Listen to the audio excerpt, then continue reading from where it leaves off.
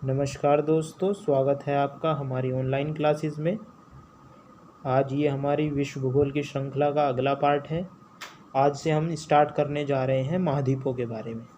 ठीक है, तो सबसे पहले हम क्या करेंगे, महाद्वीपों के बारे में एक सामान्य जानकारी जानेंगे और उसके बाद एक एक करके सभी महाद्वीपों को कवर करेंगे। तो सबसे पहले देखिए कि महाद्वीप होता क्या है।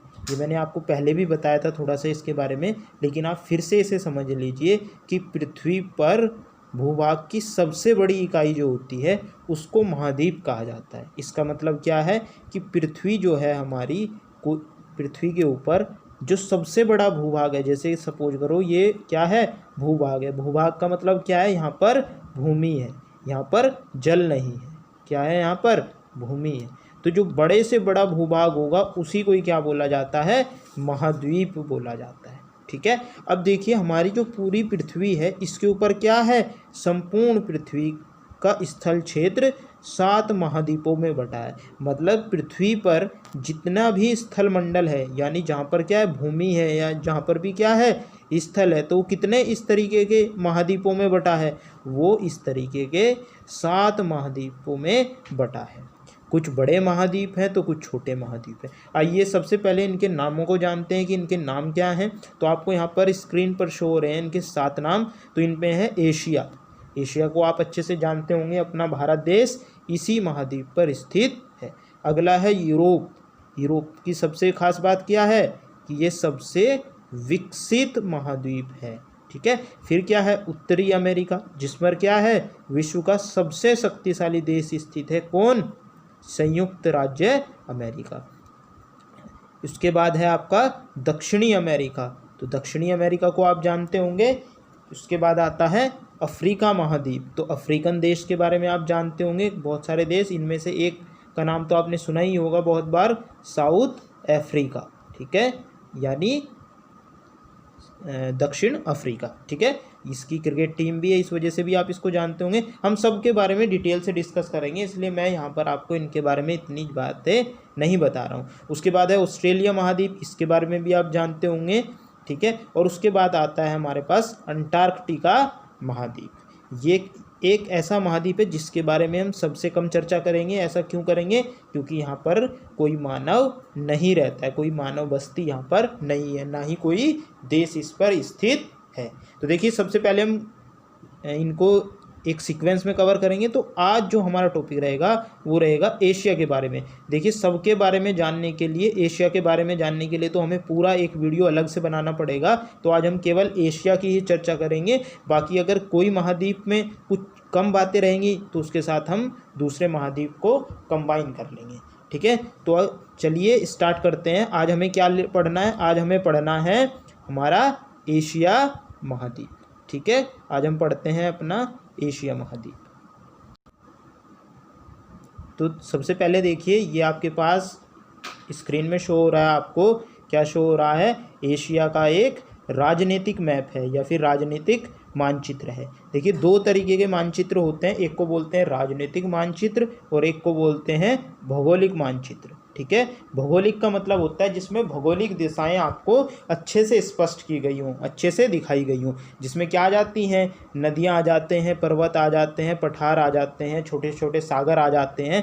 तो वो कैसा होता है, वो होता है आपका भौगोलिक मानचित्र। और राजनीतिक क्या होता है, जिसमें अन्य देशों के नाम हों और उनकी सीमाएं हों, साथ में उनकी राजधानियां कहाँ कहाँ उनकी सीमाएं स्थित हैं, इन सब में क्या आ जाता है, ये क्या कहलाता है, राजनीतिक मानचित्र कहलाता है। देखिए सबसे पहले आपको जानना है कि हमारा जो ये एशिया है इसकी सीमा कहाँ पर है। ठीक है, ये कहाँ पर स्थित है, किस तरीके से ये फैला हुआ है। तो इसमें कुछ इंपॉर्टेंट पॉइंट है वो आपको ध्यान रखनी है। देखो सबसे बड़ा देश आपको इसमें दिख रहा होगा, एक रशिया, ये दिख रहा होगा आपको इस तरीके से, ये रशिया फैला हुआ है। लेकिन आपको कुछ इंपॉर्टेंट बात ये ध्यान रखनी है कि ये जो रशिया आपका, ये एशिया के साथ साथ किस में आता है, यूरोप में भी आता है। ध्यान रखना है, ये यूरोप में भी आता है। यहाँ पर इसमें क्या है, यूराल पर्वत है यहाँ पर, और इस जगह पर आकर इसमें क्या है, यूराल नदी आती है, जो आपकी किस सागर में गिर जाती है, इस कैस्पियन सागर में गिर जाती है। ठीक है, तो यहाँ से ये क्या बना देता है, सीमा बना देता है। और इसका ये वाला जो हिस्सा है जो मैं शेडिड एरिया कर रहा हूँ, ये किस में आ जाता है, यूरोप में आ जाता है। ठीक है। इसी तरीके से आपको एशिया महाद्वीप की सीमाएं भी पता होनी चाहिए। तो आप देख पा रहे होंगे एशिया महाद्वीप की सीमाओं की अगर हम बात करें तो आपको पता चलेगा कि इसके ऊपर कौन सा महासागर है। यहाँ पे आपको दिख रहा है इसके ऊपर, यहाँ पर है आर्कटिक महासागर, ठीक है। यहाँ पर क्या है, आर्कटिक महासागर। अगर इसके दक्षिण की बात करें हम तो यहाँ पर कौन है, हिंद महासागर। और अगर इसके पूर्वी क्षेत्र की बात करें तो यहाँ पे क्या मिलता है आपको, प्रशांत महासागर मिलता है, ठीक है। कौन सा महासागर मिलता है, प्रशांत महासागर। अगर हमसे कोई ये बोले पश्चिम में क्या स्थित है, एशिया के पश्चिम में क्या स्थित है, तो आप देख पा रहे होंगे एशिया यहाँ तक है, अभी अभी मैंने बताया इस तरीके से, ठीक है। एशिया इस तरीके से है, यहाँ पर इस तरीके से। तो इसके पश्चिम में अगर आप देखेंगे तो इसके पश्चिम में यूरोप स्थित है। और दक्षिण पश्चिम की बात करेंगे तो इसके दक्षिण पश्चिम में कौन स्थित है, अफ्रीका स्थित है। तो इतनी बात आपको यहाँ पर ध्यान रखनी है बिल्कुल अच्छे से, ठीक है। कभी कभी ये बोल देता है कि पश्चिम में पड़ने वाला महाद्वीप कौन सा है, तो ये दोनों महाद्वीप यूरोप एंड अफ्रीका पश्चिम में पड़ते हैं। और साथ ही साथ अगर ठीक से इनकी अवस्थिति देखी जाए तो जो आपका अफ्रीका महाद्वीप है ये कहाँ है, दक्षिण पश्चिम में स्थित है। कहाँ स्थित है, दक्षिण पश्चिम में। आप जानते हैं ये क्या होता है, पश्चिम होता है ये, ठीक है, और ये दक्षिण होता है, ठीक है। तो आप देख पा रहे होंगे ये बिल्कुल इसके बीचों बीच है इधर अफ्रीका, इसीलिए इसको बोला जाता है दक्षिण पश्चिम, ठीक है। इतनी बात आपको क्लियर होनी चाहिए, ठीक है। अगर कोई आपसे ये पूछे कि हमारा देश भारत एशिया के किस हिस्से में पड़ता है, तो आप देख पा रहे होंगे बिल्कुल दक्षिणी छोर पर है ये। तो भारत जो देश है आपका, भारत, बांग्लादेश और ये आपका जो म्यांमार है, ये वाला हिस्सा जो है, ये बांग्लादेश, पाकिस्तान, ये वाला जो हिस्सा आता है आपका, इसको हम बोलते हैं दक्षिण एशियाई देश। कौन से देश बोलते हैं इनको, दक्षिण एशियाई देश, ठीक है। उसके बाद अगर आप देखेंगे तो यहाँ पर आपको दिखाई देंगे थाईलैंड, इंडोनेशिया, मलेशिया, इंडोनेशिया हो गया आपका, फिलीपींस, ये वाले जो देश हैं आपके इधर नीचे तक के, इनको बोला जाता है दक्षिण पूर्वी देश। कौन से देश बोला जाता है, दक्षिण पूर्वी एशियाई देश, ठीक है। इसी तरीके से यहाँ पर कुछ देश यहाँ बीच में आपको देखने को मिलते हैं जिनमें क्या आता है, उज्बेकिस्तान, तजाकिस्तान, ठीक है, तुर्कमेनिस्तान और कजाकिस्तान, ये वाले जो देश हैं आपके, ये सारे देश क्या कहलाते हैं, मध्य एशियाई देश कहलाते हैं। कौन से देश कहलाते हैं, मध्य एशियाई देश कहलाते हैं। इसी तरीके से आप अगर इधर की तरफ थोड़ा सा चलेंगे तो यहाँ से ईरान की तरफ जो ये देश हैं जिनको आप अरब कंट्रीज़ बोलते हैं, सऊदी अरब, ईरान, ठीक है, ये जो देश हैं, ओमान, यमन, ये जितने भी देश हैं, यूएई, सऊदी अरब, तो ये जितने भी देश हैं इधर के, इनको बोला जाता है, क्या बोला जाता है, दक्षिण पश्चिमी एशिया। क्या बोला जाता है, दक्षिण पश्चिमी। अभी मैंने बताया देखो ये दक्षिण पश्चिम में पड़ते हैं। अगर आप इस तरीके से डायग्राम बनाते हैं, देखो मैं क्लीन करके बनाता हूँ आपके लिए, अगर आप इस तरीके से डायग्राम बनाते हैं, देखो ये बीच से लाइन जा रही है, तो ये हो गया पश्चिम और ये हो गया दक्षिण। तो इन के बीच जो ये वाले देश आ रहे हैं इनको क्या बोला जाता है, दक्षिण पश्चिमी एशिया बोला जाता है। तो इतनी बात आपको ध्यान रखनी है। और कुछ इसके इंपॉर्टेंट देश हैं उनके बारे में थोड़ा सा जिक्र कर लेते हैं। तो हमारे लिए तो सबसे ज़्यादा इंपॉर्टेंट अपना ही देश है, भारत, ठीक है, भारत है, यहाँ पर दिख रहा होगा आपको। एक बहुत महत्वपूर्ण देश है चाइना, ठीक है, क्षेत्रफल की भी दृष्टि से और अंतर्राष्ट्रीय परिदृश्य की बात करें तो उसकी दृष्टि से भी चाइना एक महत्वपूर्ण देश आता है। इसी तरीके से इसमें रशिया है, ये भी बहुत इंपॉर्टेंट देश है, ठीक है, पूरे विश्व की महाशक्तियों में ये गिनती होती है इन देशों की, ठीक है। उसी तरीके से आप देखेंगे कि यहाँ पर इंडिया हो गया, यहाँ पर चाइना हो गया, इधर रशिया हो गया। एक देश आप यहाँ पर देख रहे होंगे पूर्वी छोर पर, द्वीपीय देश, एक छोटा सा देश लेकिन बहुत ही समृद्ध देश, जिसको क्या बोला जाता है, जापान बोला जाता है। क्या बोला जाता है, जापान। ये देश जिसको आप देख रहे हैं ये दिखता है आपको, जापान, ठीक है। और उसके साथ मैं एक दो देश की और बात करूँगा। देखो ये छोटे से द्वीप हैं, दो द्वीप हैं, ये एक साथ जुड़े हुए हैं जो चाइना से अलग हो रहे हैं। एक को बोला जाता है नॉर्थ अमेरिका, नॉर्थ कोरिया, ये कोरियन देश हैं ये दोनों, ठीक है। एक को बोला जाता है नॉर्थ कोरिया और एक को बोला जाता है साउथ कोरिया, ठीक है, नॉर्थ कोरिया और साउथ कोरिया। आप जानते होंगे यहाँ के राष्ट्रपति हैं एक, जिनको तानाशाह बोला जाता है, किम जोंग उन।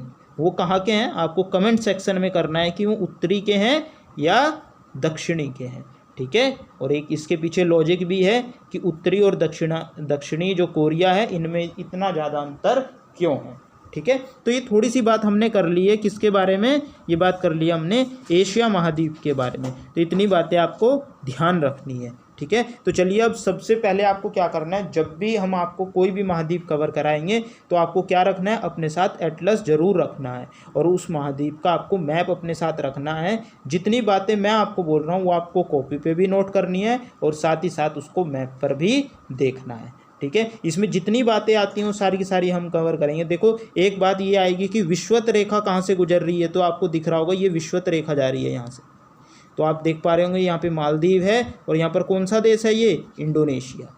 इसी तरीके से आप देखेंगे एक आपके पास आएगा कि कर्क रेखा कहाँ से गुजर रही है, तो कर्क रेखा भारत के बीचों बीच से गुजरती है इस तरीके से, तो इसको भी देख सकते हैं। आप देख पा रहे होंगे यहाँ से सऊदी अरबिया, यहाँ से यूएई, फिर भारत, फिर बांग्लादेश, फिर म्यांमार, फिर चाइना और उसके बाद यहाँ पर एक देश आता है जिसका नाम क्या है, ताइवान, तो यहाँ से गुजर रहा है, ठीक है। तो ये सब बातें ही हम कवर करने वाले हैं, कहाँ पर किस चीज़ की अवस्थिति है। तो आपको अपने साथ इसके लिए मैप भी रखना होगा। तो चलिए शुरुआत करते हैं और जितने पॉइंट मैं बताऊंगा सारे इंपॉर्टेंट पॉइंट हैं, उनको आपको कॉपी पे नोट करते हुए चलना है और मैप को भी साथ में रखना है। तो आइए करते हैं स्टार्ट एशिया को, ठीक है। तो सबसे पहले आपको ध्यान रखना है कि एशिया शब्द की उत्पत्ति कहाँ से हुई है, हिब्रू भाषा के आंसू से हुई है, जिसका शाब्दिक अर्थ क्या है, उदित सूर्य से है। किससे है, उदित सूर्य से। ऐसा क्यों हो रहा है, ऐसा इसलिए हो रहा है क्योंकि भारत, ये जो एशिया महाद्वीप है इसी में से ही क्या होता है, सूर्य का उदय होता है, ठीक है। क्योंकि सबसे पूर्वी महाद्वीप है, इसलिए आपने सुना होगा वेस्टर्न कल्चर। वेस्टर्न कल्चर का मतलब है पश्चिम का क्या, पश्चिम की सभ्यता, सुना है ना आपने। इस तरीके से वेस्टर्न कल्चर आ रहा है भारत में, तो सारा वेस्ट में पड़ता है, हम सबसे किधर हैं, पूर्व में है। इसी वजह से इस एशिया महाद्वीप की उत्पत्ति हिब्रू भाषा से कहाँ से हुई है, आंसू से हुई है, जिसका शाब्दिक अर्थ क्या है यहाँ पर, उदित सूर्य से है। यह संसार का सबसे बड़ा महाद्वीप है, विश्व के लगभग 30% क्षेत्रफल पर विस्तृत है। देखो क्षेत्रफल की दृष्टि से भी क्या है, सबसे बड़ा है, और अगर आपसे कोई पूछे तो ये जनसंख्या की दृष्टि से भी सबसे बड़ा है। इससे होकर 3 प्रमुख अक्षांशीय वृत्त विषुवत, कर्क और आर्कटिक वृत्त गुजरते हैं। तो इसको थोड़ा सा समझ लेंगे। मैंने आपको जब मैप दिखाया तो उसमें भी बताया था। तो देखिए ये है पृथ्वी आपकी, ठीक है। तो हम ये वाला जो महाद्वीप है आपका, इसमें से 3 प्रमुख वृत्त, अक्षांशीय वृत्त गुजरते हैं।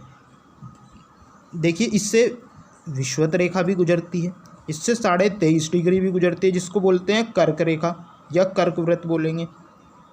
और उसके ऊपर आता है 66.5 डिग्री, उसको क्या बोलते हैं, आर्कटिक वृत्त बोलते हैं। तो वो भी यहाँ से गुजरता है, और वो कहाँ से गुजरता है, आपके रशिया से गुजरता है, ठीक है। तो इतनी बात ध्यान रखनी है आपको।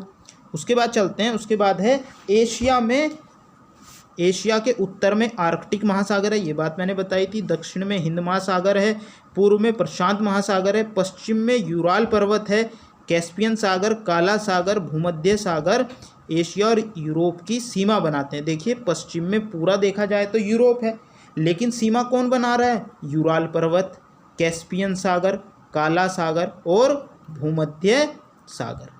तो ये सब क्या कर रहे हैं, यूरोप और एशिया की सीमा बनाते हैं। मैंने आपको ये बताया था कि रशिया जो है वो एशिया और यूरोप दोनों में पड़ता है। एक और देश है जो दोनों में पड़ता है, जिसका नाम क्या है, तुर्की। ये भी आपको ध्यान रखना है, कौन सा है, तुर्की, ठीक है। अब देखिए अगला है लाल सागर और स्वेज नहर एशिया को अफ्रीका से अलग करती है। आपने देखा होगा सऊदी अरब वाला जो हिस्सा है, ये इस तरीके से जो इधर फैला हुआ हिस्सा है, ये यहाँ पे आपका अफ्रीका है, यहाँ पे है लाल सागर इस तरीके से, यहाँ पे है मिस्र और यहाँ पर है स्वेज नहर इस तरीके से। तो ये वाला हिस्सा इससे किससे अलग होता है, स्वेज नहर और लाल सागर द्वारा अलग होता है। बेरिंग जल संधि उत्तरी अमेरिका से अलग करती है, किसको, एशिया को। तो ये बात मैंने आपको थोड़ी सी कवर करवाई थी, ये मैंने आपको कवर करवाई थी पिछले जो हमारे वीडियोस हैं उनमें। मैंने आपको बताया था कि जो अलास्का है, क्या है, अलास्का है, जहाँ पे हमने क्या देखा था, जहाँ पे हमने अक्षांश रेखाएं देखी थी, जो अलास्का है किसका, उत्तरी अमेरिका, वो हमारे किससे इधर अलग होता है, रशिया से अलग होता है। किसके द्वारा, बेरिंग जल संधि के द्वारा होता है। ठीक है, उसके बाद देखिए यहाँ विश्व की लगभग 60% जनसंख्या और सर्वाधिक जनसंख्या वाला महाद्वीप ये है। देख पा रहे होंगे आप, पृथ्वी पर जितनी भी जनसंख्या निवास करती है उसका लगभग 60% जनसंख्या यहीं पर निवास करती है। ठीक है, आप इसी बात से लगा सकते हैं कि जो सबसे बड़ी जनसंख्या के 2 सबसे बड़े देश हैं और उसके बाद चौथे 5वें नंबर के भी यहीं पर देश स्थित हैं। पहले पे कौन है, पहले पे अभी भी चाइना है, उसके बाद अपना भारत है, उसके बाद यूएसए है। ठीक है, और उसके बाद इंडोनेशिया है, वो भी कहाँ है, वो भी एशिया महाद्वीप का ही हिस्सा है। एशिया महाद्वीप में अति प्राचीन युग के स्थलखंड अंगारा लैंड रूस एवं चीन और गोंडवाना लैंड प्रायद्वीपीय भारत स्थित है। देखो ये इकलौता महाद्वीप ऐसा है जहाँ पर दोनों हिस्से ये क्या हो रहे हैं, एक दूसरे से मिले हुए हैं। ठीक है, अंगारा लैंड और गोंडवाना लैंड। ठीक है, एशिया महाद्वीप के 3 प्रमुख प्रायद्वीप हैं, अरब का प्रायद्वीप, दक्कन का प्रायद्वीप और इंडो चाइना का प्रायद्वीप। ठीक है, कौन सा प्रायद्वीप, अरब का प्रायद्वीप आपने देखा ही, सऊदी अरब वाला जो है। ठीक है, इंडो चाइना का प्रायद्वीप और दक्कन का प्रायद्वीप। ठीक है, अरब प्रायद्वीप विश्व का सबसे बड़ा प्रायद्वीप है। अरब प्रायद्वीप क्या है, विश्व का सबसे बड़ा प्रायद्वीप है। जो प्रायद्वीपीय हिस्सा है, देखो पूरे भारत को प्रायद्वीप भी बोला जाता है, लेकिन इसका जो नीचे वाला हिस्सा जो आता है भारत का, केवल यही तो है प्रायद्वीप पे। ऊपर का यहाँ से गुजरात है और इधर क्या है, इधर पश्चिम बंगाल के बाद तो प्रायद्वीप नहीं है ना, तो ये वाला हिस्सा ही है। लेकिन जो आपका क्या है, अरब का प्रायद्वीप है, वो सबसे बड़ा प्रायद्वीप है। ठीक है, और वो विश्व का भी सबसे बड़ा प्रायद्वीप है। एशिया में विश्व का सबसे ऊंचा पर्वत शिखर, ठीक है, कौन है, हिमालय पर्वत श्रेणी की माउंट एवरेस्ट है, जिसकी ऊंचाई क्या है, 8,848 मीटर है, जिसको राउंड में 8,850 भी लिखा जाता है, जो नेपाल में स्थित है, जहां इसे सागर माथा के नाम से जानते हैं। मतलब एवरेस्ट तो पूरे विश्व में जानते हैं, लेकिन नेपाली लोग इसे क्या बोलते हैं, सागर माथा के नाम से जानते हैं। विश्व का सर्वाधिक विस्तृत पठार तिब्बत का पठार है। सबसे बड़ा पठार कौन है, तिब्बत का पठार है, ये बात ध्यान रखनी है। एशिया में विश्व का सबसे ऊंचा पठार पामीर का पठार है। कौन सा है, पामीर का पठार है। ये कहाँ पर मिलेगा आपको, जम्मू कश्मीर के ठीक ऊपर ये पामीर का पठार आपको मिलता है। इसकी ऊंचाई क्या है, इसकी औसत ऊंचाई है 4,875 मीटर। इसी कारण पामीर को विश्व की छत कहते हैं, क्योंकि सबसे ऊंचा है। एशिया में विश्व की सर्वाधिक जनसंख्या वाला देश चीन है, तो ये तो आपको बात पता ही है। क्षेत्रफल की नज़र से देखें तो इस महाद्वीप का सबसे बड़ा देश क्या है, सबसे बड़ा देश चीन है। अब देखो चीन क्यों लिया गया है, क्योंकि रशिया जो है वो दोनों महाद्वीपों को कवर करता है, यूरोप को भी कवर करता है और एशिया को भी कवर करता है। ऐसा इस वजह से यहाँ पर लिखा हुआ है क्योंकि रशिया की जो राजधानी है वो यूरोप का पार्ट आता है, तो राजनीतिक रूप से हम चीन को क्या बोलते हैं, एशिया महाद्वीप का सबसे बड़ा देश बोलते हैं। और सबसे छोटा देश कौन है, मालदीव है। मालदीव कहाँ है, भारत के दक्षिण में स्थित एक द्वीपीय देश है। एशिया में विश्व का सर्वाधिक जनसंख्या घनत्व वाला देश सिंगापुर है। तो देखो सिंगापुर एक छोटा सा देश है, एक शहर की तरीके का देश है, तो वहाँ पे जनसंख्या घनत्व तो सबसे ज़्यादा हो गई और पूरे विश्व का सबसे ज़्यादा है। ठीक है, अब देखिए भारत में, ये एशिया में बहुत सारे ऐसे देश हैं जिनके पास क्या है, समुद्री सीमा नहीं है, और ऐसे देशों को क्या बोला जाता है, स्थलरुद्ध देश बोला जाता है। क्या बोला जाता है, स्थलरुद्ध देश बोला जाता है, या फिर इंग्लिश में लैंड लॉक कंट्रीज बोला जाता है। ठीक है, ऐसे कौन कौन से देश हैं, कजाकिस्तान है, अफगानिस्तान है, मंगोलिया है, Nepal, Bhutan, Turkmenistan, Uzbekistan, Kyrgyzstan, Tajikistan एवं लाओस। स्थलरुद्ध देशों में कजाकिस्तान सबसे बड़ा देश है। विश्व का सबसे बड़ा स्थलरुद्ध देश है कजाकिस्तान। इसका मतलब ये है कि इसके पास इसकी कोई तटीय सीमा नहीं है। जबकि दूसरा कौन सा है, मंगोलिया है। और ये दोनों देश कहाँ पर आपको देखने को मिलेंगे, ये दोनों देश आपको देखने को मिलेंगे, मंगोलिया आपको देखने को मिलेगा रशिया और चाइना के मध्य, और दूसरा देश जो आपको दिख रहा है यहाँ पर कजाकिस्तान, ये एक मध्य एशिया का भाग है। लाओस दक्षिणी पूर्वी एशिया का एकमात्र स्थलरूप देश है। यह पूर्व में फ्रांसीसियों का उपनिवेश था। ठीक है, लाओस क्या है, अभी मैंने आपको बोला था दक्षिण पूर्वी एशिया, जिसमें कौन कौन से देश आ रहे थे, आपने देखा था थाईलैंड आ रहा था, फिलीपींस आ रहा था, और मलेशिया आ रहा था, इंडोनेशिया आ रहा था। तो ये देश कैसे थे, दक्षिण पूर्वी देश थे, और सबके पास क्या है, तटीय सीमाएं। लेकिन यहाँ पर केवल लाओस एक ऐसा देश है जो क्या है, स्थलरुद्ध देश है, जिसके आसपास कौन से देश हैं, थाईलैंड है, वियतनाम है, ये देश इसके आसपास है। ठीक है, पूर्व में क्या था ये, अगर हम प्राचीन काल की बात करें तो ये फ्रांसीसियों का उपनिवेश था। उपनिवेश का मतलब इसके ऊपर फ्रांसीसियों का कब्जा था, उन्हीं का ही शासन इस पे चलता था। जिस तरीके से हम ब्रिटेन के क्या थे, उपनिवेशिक थे। ठीक है, इसी तरीके से ये किसका था, फ्रांसीसियों का था। एशिया में सबसे लंबी नदी यांगसी तथा अधिकतम गहराई मृत सागर 397 मीटर की है। ठीक है, तो अगर हम बात करें एशिया की सबसे लंबी नदी क्या है, यांगसी नदी है। ये कहाँ की नदी है, चाइना की नदी है। और अधिकतम गहराई कहाँ पर है, मृत सागर में। कितनी है, 397 मीटर की है। ठीक है, और बात थोड़ी सी इसके बारे में देखो, मैंने आपको थोड़ा सा ये उस टाइम भी बताया था कि एशिया में फिलीपींस द्वीप समूह के पास विश्व का सबसे बड़ा महासागरीय गर्त कौन है, प्रशांत महासागर में मैरियाना गर्त है, जिसकी क्या लंबाई क्या है, मतलब गहराई क्या है, 11,022 मीटर है। विश्व की सबसे गहरी झील बेकाल झील धरातल से कितनी गहरी है, 1940 मीटर, और समुद्र तल से 1485 मीटर गहरी है। एशिया में स्थित है। कहाँ स्थित है, एशिया में स्थित है बेकाल झील। ठीक है, विश्व की सबसे बड़ी आंतरिक झील कैस्पियन सागर, सबसे बड़ी आंतरिक झील, जो क्या है, एक आंतरिक सागर भी है। देखो, इसको एक नाम सागर भी बोला गया है और झील भी बोला जाता है। ठीक है, क्योंकि ये किसी भी समुद्र से टच नहीं है। ठीक है, बहुत सारे सागर आपने देखे होंगे, बड़े बड़े सागर भी देखे होंगे, लेकिन क्या है, वो सब किसी ना किसी महासागर के पार्ट हैं। किसके पार्ट हैं, महासागर के पार्ट हैं। लेकिन कैस्पियन सागर महासागर का पार्ट नहीं है, इसीलिए इसे सबसे बड़ी झील बोला जाता है विश्व की। ठीक है, और ये कैसी झील है, खारे पानी की झील है। कैसी झील है, खारे पानी की झील है। देखो यहाँ पे नोट भी लिखा हुआ है कि रूस एशियाई भाग को साइबेरिया कहते हैं। इसको थोड़ा ठीक से मैं पढ़ता हूँ आपके लिए, ये थोड़ा लैंग्वेज में अलग से लिखा हुआ है। एक्चुअल में बात क्या कहना चाह रहा है कि रूस का जो एशियाई भाग है, जितना पार्ट उसका एशिया में पड़ता है, उसको क्या बोलते हैं, साइबेरिया बोलते हैं। क्या बोलते हैं, साइबेरिया बोलते हैं। और ये दोनों बातें, जो बेकाल झील है और कैस्पियन सागर है, ये दोनों किस में हैं, साइबेरिया में ही स्थित है। आपने देखा था कि रशिया के बाद कौन सा झील ऐसी है जो क्या करती है, एशिया और यूरोप की सीमा बनाती है, तो कैस्पियन सागर भी उनमें से एक था।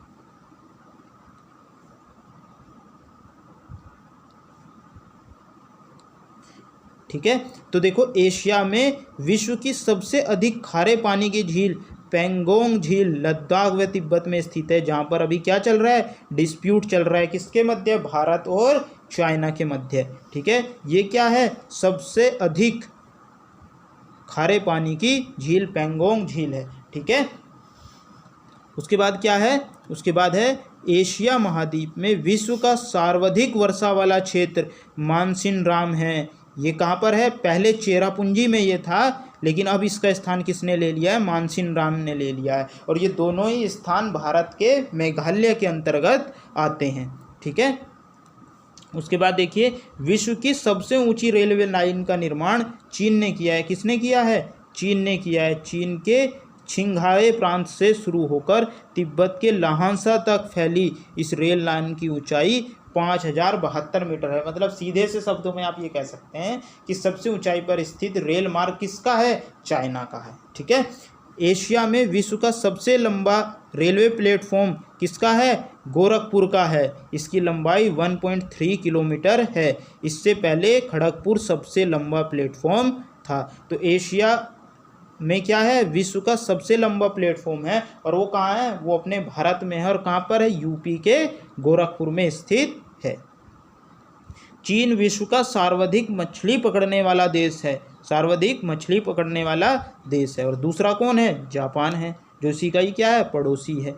विश्व का सर्वाधिक समाचार पत्र पढ़ने वाला देश हांगकांग है। कौन है, हांगकांग है। विश्व का सर्वाधिक डाकघर वाला देश भारत है। तो ये सब किसके देश हैं, जितने भी देशों की हम बात कर रहे हैं ये सारे देश एशिया के हैं और इनकी कुछ ना कुछ खास बात है, तो वो सारी बातें मैं आपको यहाँ पर बता रहा हूँ। ठीक है, तो देखिए यहाँ पे प्रशांत महासागर में गिरने वाली एशिया की प्रमुख नदियाँ जो हैं, ठीक है, तो यहाँ पे देख पा रहे होंगे हगाहो है, आमूर है, सिक्यांग है और यांगसी कियांग है। तो ये वाली नदी जो है वही क्या है, एशिया की सबसे लंबी नदी है। आर्कटिक महासागर में गिरने वाली एशिया की प्रमुख नदियाँ आप देख पा रहे होंगे, ये जो आर्कटिक महासागर है, अब आर्कटिक महासागर किसके उत्तर में पड़ता है, रशिया के। तो जो जितनी भी रशिया की नदियां हैं ये सब क्या हैं, ये सब आर्कटिक महासागर में गिरती है। इनके नाम क्या क्या हैं, इनके नाम है लीना, ओबे और येंसी।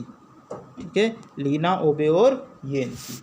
भूमध्य सागरीय जलवायु के देश जो हैं वो हैं Cyprus, Jordan, Turkey, Israel, Lebanon.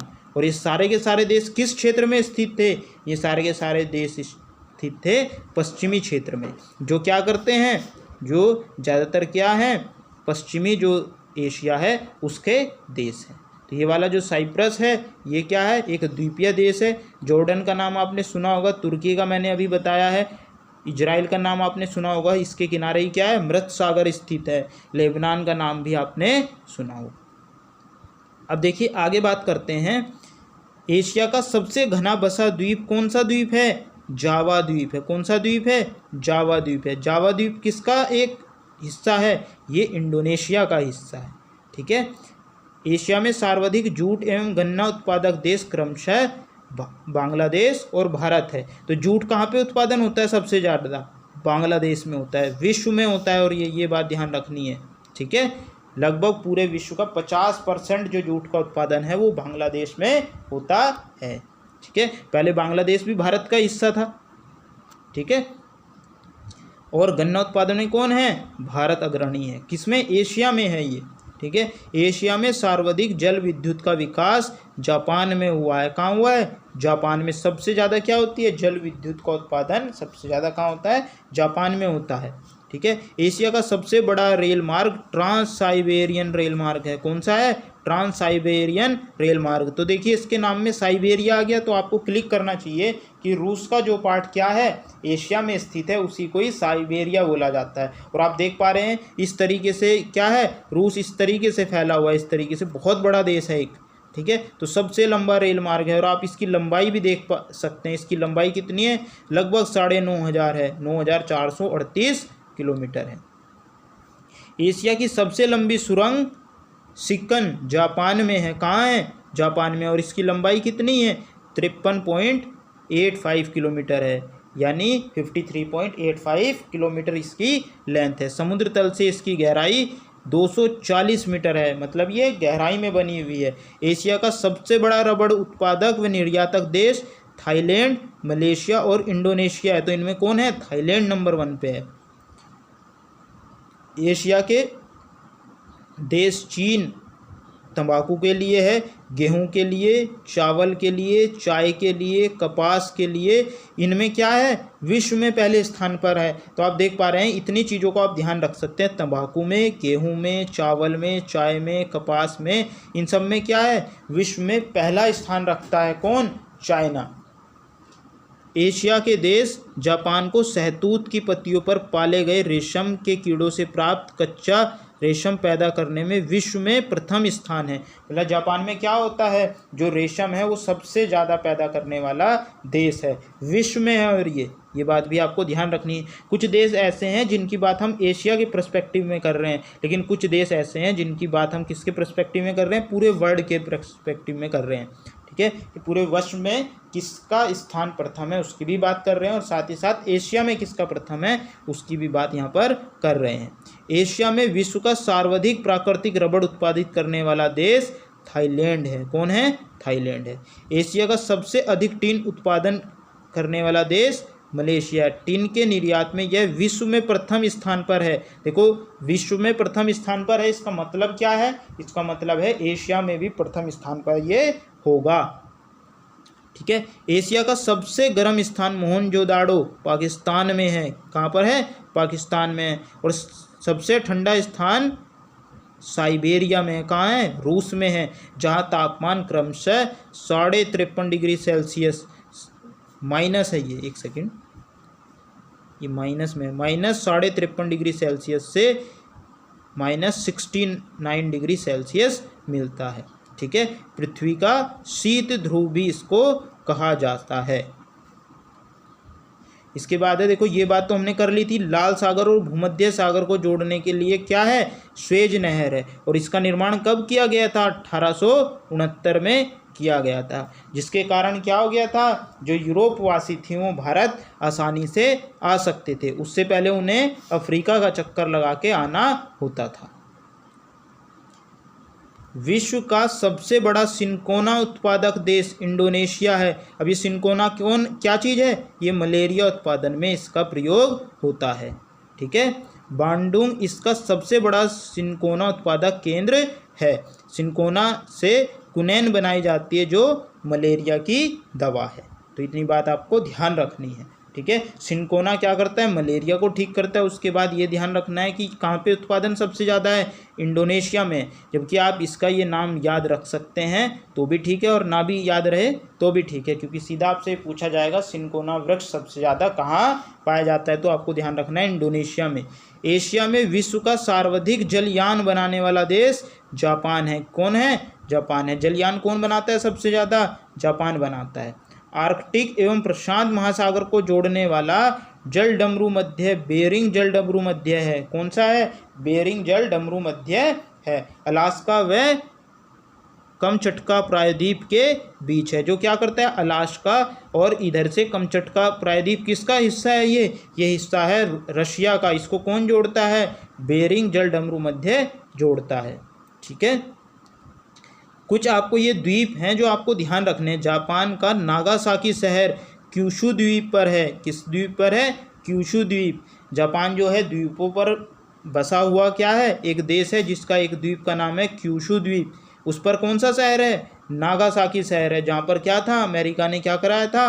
परमाणु बम गिराया था। ठीक है।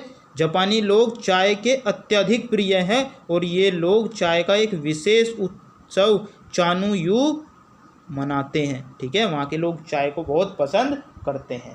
बेरिंग जल संधि अंतर्राष्ट्रीय तिथि रेखा के समांतर स्थित है। इसका मतलब क्या है कि बेरिंग जल संधि जो है आपकी इस तरीके से, यहाँ पर क्या है? इस तरीके से अलास्का है, और इधर क्या है? इधर आपका रशिया का पार्ट आता है। ठीक है। जिसको बोला जाता है कमचटका प्रायद्वीप। क्या बोला जाता है? कमचटका प्रायद्वीप बोला जाता है इसको। और इधर क्या है? अलास्का है। ठीक है। और यहाँ पर क्या है? बेरिंग जल संधि है। और ये किसके समांतर है? मतलब इसी के समांतर कौन सी रेखा गुजरी है? अंतर्राष्ट्रीय तिथि रेखा, जिसको क्या बोला जाता है? 180 डिग्री पूर्वी या पश्चिमी देशांतर बोला जाता है। 180 डिग्री पूर्वी या पश्चिमी देशांतर बोला जाता है। ठीक है। विश्व में सिंचाई नहरों का सबसे बड़ा जाल कहाँ है? पाकिस्तान में स्थित है। आपको पता होगा सिंधु नदी तंत्र बहुत बड़ा नदी तंत्र है, जिसके कारण ही क्या है? पाकिस्तान में नहरों का क्या है? जाल है।